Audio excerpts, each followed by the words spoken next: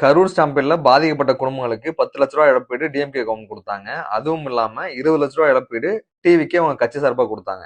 ஏற்கனவே 30 லட்ச ரூபாய் பாதிக்கப்பட்ட குடும்பங்களுக்கு காம்பன்சேஷன் கொடுத்தாச்சு. அதுவும் இல்லாம தான் 32 பேருக்கு அரசு வேலை அப்படின்ற அறிவிப்போட அரசாங்கம் வந்திருக்கு. இது ஒரு பக்கம் இருக்கட்டும். இன்னொரு பக்கம் அம்மோனியா கேஸ் லீக் இஷ்யூல கிட்டத்தட்ட 19 பேர் மூச்சு முட்டி இறந்து போயிருக்காங்க. அந்த 19 பேருக்கு கொடுக்கப்பட்ட இழப்பீடு அப்படின்றது தலா 2 லட்சம் ரூபாய். இப்ப கரூர் ஸ்டாம்பீடு இஷ்யூவையும் அம்மோனியா கேஸ் லீக் இஷ்யூவையும் கம்பேர் பண்ணோம்னா, கரூர் இஷ்யூல அரசாங்கத்துக்கு இந்த மாதிரி காம்பன்சேஷன் கொடுக்கணும் அப்படின்னு சொல்லிட்டு ஏதாவது கம்பல்ஷன் இருக்கா, சட்டம் இருக்கா அப்படின்னா அதெல்லாம் எதுவுமே கிடையாது. முழுக்க முழுக்க அரசாங்கம் கருணை அடிப்படையில 10 லட்ச ரூபா கொடுத்தாங்க. டிவிக்கு அவங்க கட்சி சார்பா 20 லட்ச ரூபா கொடுத்தாங்க. இப்ப அம்மோனியா கேஸ் லீக் இஷ்யூல சட்டமே இருக்கு.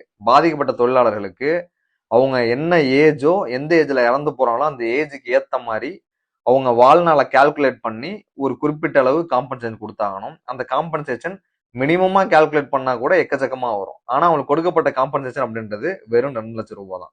இப்ப ஒரு கட்சி கூட்டத்துக்கு வந்து அதுல சிக்கி இறந்து போறவங்களுக்கு 30 லட்ச ரூபாய் இழப்பீடு, அதுவும் இல்லாம ஒரு அரசு வேலை முதற்கொண்டு தராங்க. இப்ப இந்த அம்மோனியா கேஸ் லீக் இஷ்யூல இறந்து போன நபர்கள்லாம் 19 வயசு, 18 வயசு, ஒரு சில பேருக்கு வந்து 18 வயசுக்கு கீழே அப்படின்லாம் சொல்லி கிளைம் பண்ணிக்கிட்டு இருக்காங்க.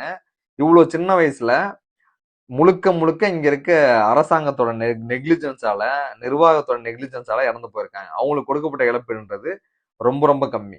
சோ கரூர் ஸ்டாம்பில்ல சிக்கி இறந்து போனவங்களுக்கு 30 லட்ச ரூபாய் வரைக்கும் காம்பன்சேஷன் கொடுக்கும்போது, இந்த அம்மோனியா கேஸ் லீக் இஷ்யூல இறந்து போனவங்களுக்கு குறைந்தபட்சம் 20 லட்ச ரூபாய் இழப்பீடு கொடுக்கறதுல வந்து பெருசா ஒன்றும் கெட்டு போயிட போறது இல்ல.